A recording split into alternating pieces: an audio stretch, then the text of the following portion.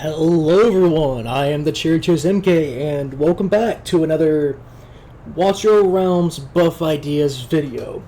Now, I didn't say this in the previous video, but these are all off the cuff, unscripted. These are just me bursting ideas out there, and to see if they work or they don't work.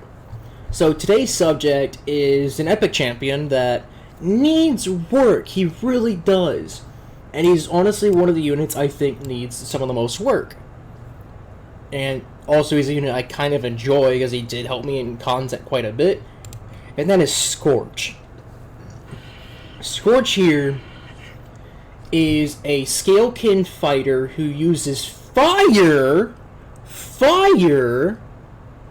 to attack everyone in his range. He uses fire, but he doesn't burn. He doesn't do burn damage, which is an issue. So, how can because his basic attack is AoE damage up to multiple enemies 3 times, doing up to most 95% damage each time.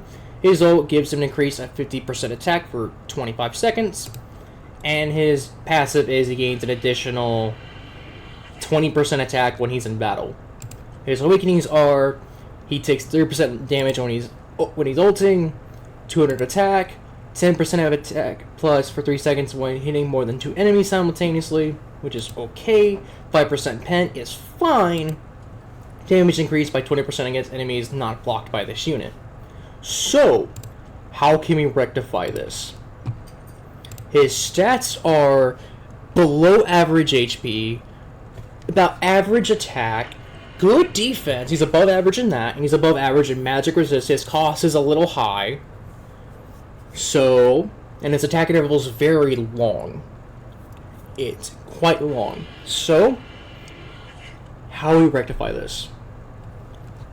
I actually don't like he's moving constantly, because it's actually kind of annoying. So, we'll increase his attack and health by 15 to 20%. It sounds a lot, but with these lacking stats, he really does need it, and we could reduce his cost by, let's say, 2. Put him at 17.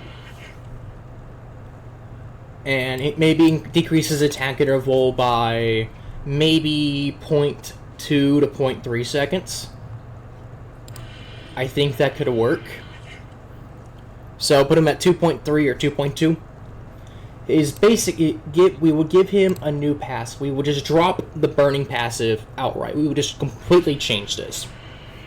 In turn, we would have it as, well, we would have it as something else. But for now, let's give him a talent, since he has none. With this talent, it would say, for each basic attack, he applies a debuff called Inflammation. This counts as a burn. In turn, it does, I believe, because the standard burns, if we look at, for example, Wrath with his Awaken, because standard burns are 20% continuous magic damage per second. So, instead of having it that way, we could do, it could be 5% of magic damage per second, stacks up to 4 times to do a proper burn. And for each stack of inflammation, increases his attack by 5%, up to 4 times. So he would get 20%, and he would get 20%, and they can still hit, and these can coincide with other burns. This is the only stacking burn, but it still counts as one burn. That way, so it doesn't go so high in characters that can benefit from it a lot, let's say for Micah, so she doesn't go absolutely absurd with her DPS. It can still count the inflammation as one debuff, despite stacking up to 4 times. And we could do with overheating, we could still give him an attack increase. We could probably reduce it to, let's say, 30 to 40%, and in turn, it would go increases stacks of inflammation by 4 when overheating, and also it would go for each stack of inflammation reduces physical and magical defense by 5%. So give them a, or you could do 4%. So instead of, let's say, 40%, it could be like 32% of defense reduction. It could work that way. Because he's burning so hot, he's actually melting their armor. You could do it that way. And then with the burning, he could go for every single burn on the opponent. It could do up to, he could do maybe, let's say 10% more damage to coincide with bosses and actually make them very viable for like Arbiter Frost, for example. I think that would be really nice. His awakenings, the awakened one can stay the same. It's not too bad. Maybe increase it to 40%. Kind of make it a little more tanky. And the awakened 2, that's fine. A 200 attack is fine. Now, the awakened 3, we can go, let's say, while overheating, he could maybe recover 1 to 5% per day of his HP per second for each stack of inflammation on the opponent. Only counts for one opponent. So he absolutely doesn't go, let's say, hitting 3 enemies and they're at 8 stacks.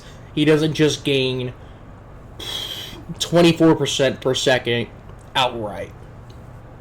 That's why, because he's still an epic, so put him on the limiter a bit, and it can say it's capped up to 2 enemies. So up to 16%, but you can also just make it for 1 enemy. That can work too. The penetration, the 5% is fine. It could stay the same. Now the Awakened 5, this could be different. You could maybe increase his inflammation stacks by 2, so he goes up to 6 and then up to 10. Or you can just go, instead of with the ult, you can do plus 4 stacks, you can do plus 2 stacks. So he goes up to 8 that way. Or you could do it, per se, for every enemy that has max stacks of inflammation. You could maybe give him like a 5% inspiration to allies around him by stacking up to 3 times, giving him up to a 15% inspiration for, let's say for his duration of overheating. That could work.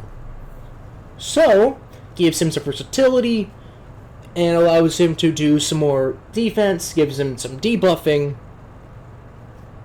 and also gives him a very unique debuff, because I say this way because we don't have a unique burn yet. We have a unique poison in the neurotoxin that Liam has whenever they did the poison changes. And he's still the only unit in the game to have neurotoxin. So why not make one for burn? In turn, we give it to Scorch because he is a Scalekin that breathes fire, and he's in the Infernal faction, which is known for units that do fire damage. Even though half the Infernal faction doesn't do fire, which still eludes most of the community. I like to see people's thoughts about this. Maybe we could adjust the stats a bit more, maybe we can adjust the kit a bit more. I would like to know everyone's opinion on this stuff, but also for overheating, for example, we could give him, let's say, 2 tiles around him, or maybe increase this to 1 more tile. You could do it that way too. So let me know what your thoughts are in the comments below, and if we can do other stuff, or we can talk about some other characters that could potentially be buffed.